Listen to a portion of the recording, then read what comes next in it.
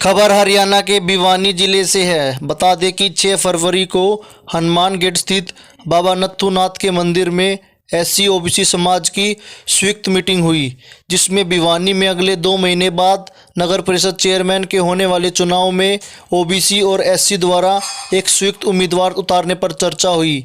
भिवानी में कुल वोटों की संख्या 1,70,000 के लगभग है, जिसमें ओबीसी और एससी के वोटों की संख्या लगभग 1,07,000 बताई जा रही है। एससी और ओबीसी समाज के नेताओं ने एक संयुक्त मीटिंग का आयोजन कर एससी और ओबीसी समाज के नागरिकों से यह अपील की कि हम आने वाले समय में ओबीसी और एससी समाज का एक संयुक्त उम्मीदवार उतारेंगे और सभी नागरिक उसी पंचायती उम्मीदवार को वोट करना, क्योंकि हमारे वोटों की संख्या बहुत ज़्यादा है।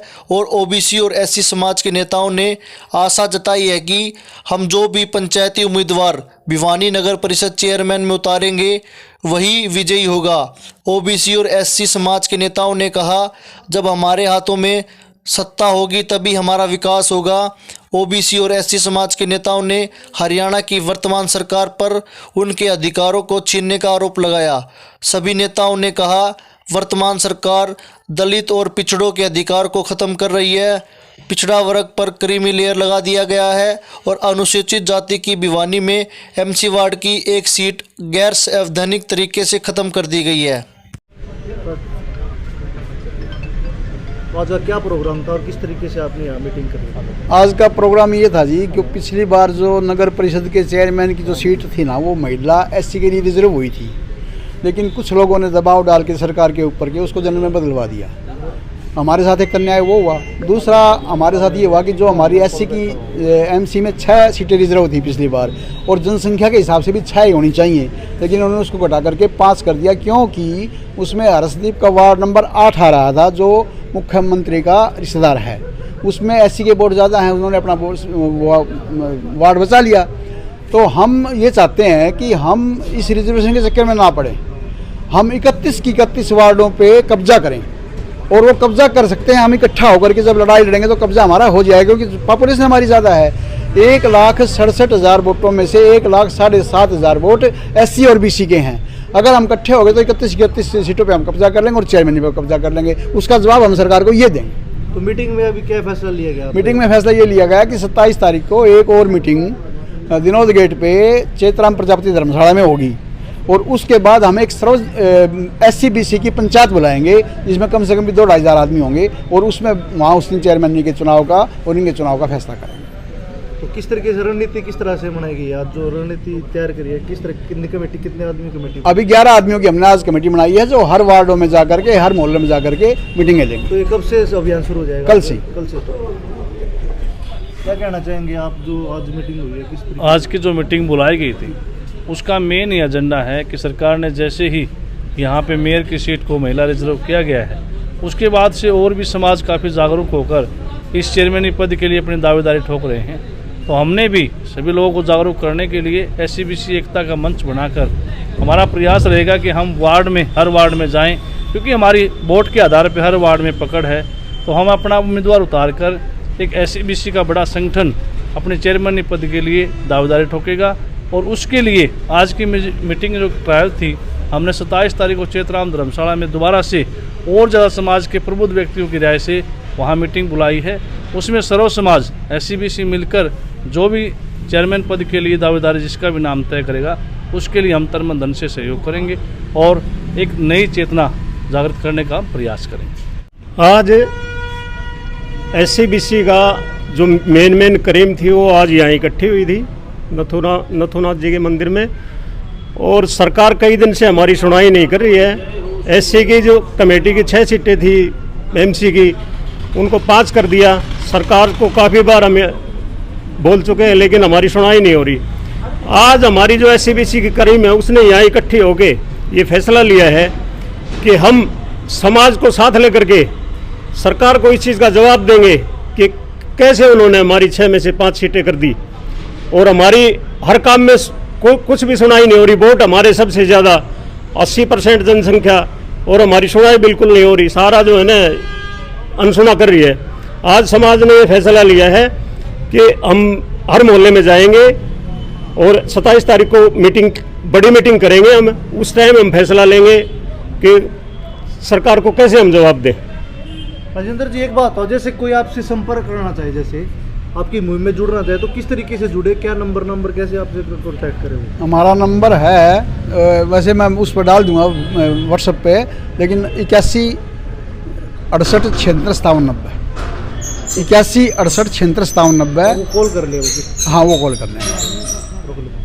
मुहिम की शुरुआत सबसे पहले हमने करने का निर्णय तब लिया जब हमारी 6 सीटों में से एससी की 5 सीटें की गई।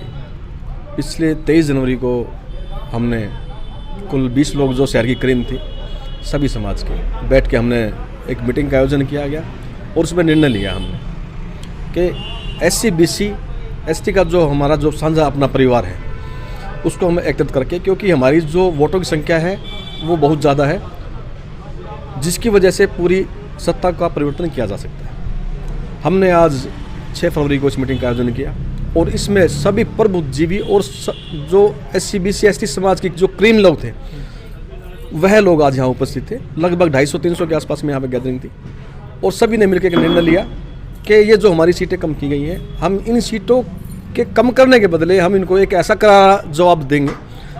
भिवानी में 31 वार्ड है, 31 के 31 वार्डों में हमारी एससी और एसटी बीसी के जो कैंडिडेट होंगे वो विजयी रहेंगे और सर्वप्रथम जो भिवानी का मेयर होगा वो भी हमारे इसी परिवार से, साझा परिवार से, एससी बीसी एसटी का जो हमारा साझा परिवार, अपना परिवार है, अपना समाज है, उसका कैंडिडेट होगा। और इसकी मुहिम की हमने शुरुआत कर दी है और आज हमें उसका बहुत अच्छा रिजल्ट मिला है।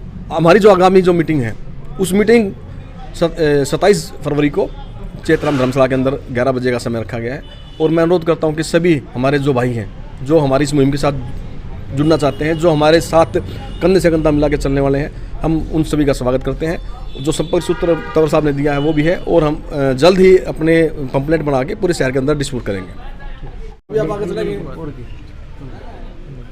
और तो क्या सीख लिया आपने, जो मीटिंग करी आपने, इससे क्या क्या सीख वो करें? हम तो इस मुहिम में लगभग 7 साल से लगे हुए हैं, इसी को एससी बीसी ओबीसी और माइनॉरिटी समाज को जोड़ने के लिए, क्योंकि मैं एक बाम सेब का छोटा सा प्रचारक हूँ, 7 साल से उसके अंदर लगाया हुआ हूँ। हम अब क्या है कि अभी जो मीटिंग हुई है इसमें कुछ लोगों का शोषण हुआ है, उन लोगों ने आवाज़ उठाने के लिए काम किया है, चाहे एससी बीसी ओबीसी समाज से हों, उनको अब एहसास हुआ है। हम ये एहसास काफ़ी दिन 7 साल पहले कर चुके हैं, इसलिए जैसे इन लोगों ने हमें बताया कि एससी बीसी और माइनॉरिटी आज इकट्ठा हो रहे हैं, हम सूचना किसी के माध्यम से मिली और हम तुरंत पहुंच गए और समाज को इकट्ठा करने की कोशिश कर रहे थे और समाज हो रहा है।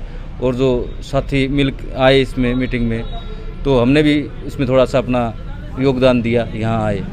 और इसके जो लिए जो राजनीतिक जो पहलू की बात है, लोग इकट्ठा हो रहे हैं और राजनीतिक अधिकार अपना लेना चाह रहे हैं, उसके लिए हम तन मन धन से उनके साथ हैं, क्योंकि वो उनका अधिकार है और वो लोकतंत्र के माध्यम से उन्हें मिला भी है।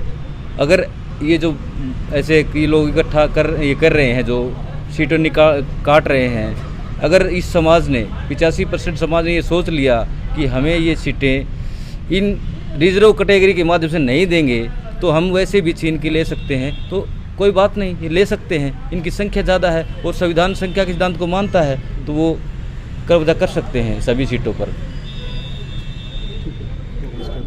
आज की जो मीटिंग की गई है वो भावी जो चुनाव होने वाला है चेयरमैन का, नगर परिषद का और 31 वार्डों के हिसाब से, तो यहाँ पर शेड्यूल कास्ट, बैकवर्ड और माइनॉरिटीज़ की मीटिंग यहाँ पर आज की गई है। तो आगे जो होने वाला चुनाव है उस चुनाव को मद्देनज़र रखते हुए आज की मीटिंग की गई है और अब जो समाज है उस समाज को एकत्रित करके और जिन लोगों ने शेड्यूल कास्ट की जो रिजर्व सीटें उनको कम कर दिया गया है, हम इन लोगों को ये बताना चाहेंगे, इस चुनाव के माध्यम से ये साबित करेंगे कि जिन लोगों ने हमारा हक अधिकार छीनने का काम किया है, हम बहुजन समाज बनाकर उस हक अधिकार को हासिल करने का काम करें।